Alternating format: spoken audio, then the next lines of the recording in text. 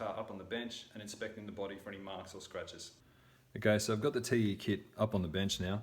The first thing to do before we inspect the body is just to remove this pick guard. It'll just be held in place by a couple of small screws, so I'll quickly take those out. And now we can have a closer look at the body. So what we're looking for are scratches or imperfections that we need to sand out before we start applying any finishing product. So most of the time, the guitars come out of the factory already sanded to about 320 grit, which is a good surface for applying finish to. So what we're really just doing is looking for any marks or scratches. So a common place this might occur is around the bottom where you get machine marks. You can just see some evidence of that now. Running my hand over that, so we'll give that a light sand. The other place to inspect is the horns. This one looks pretty good.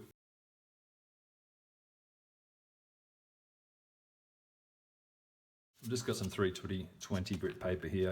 What I'm going to do is just lightly sand the surface. I've got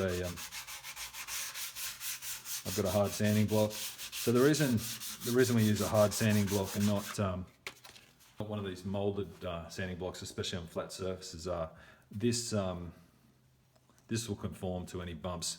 So basically, what you're going to do is the softer backing is just going to allow those bumps to remain in place, where a hard block like this, when you're sanding, it's just going to sand it flat. So that's what we're trying to do.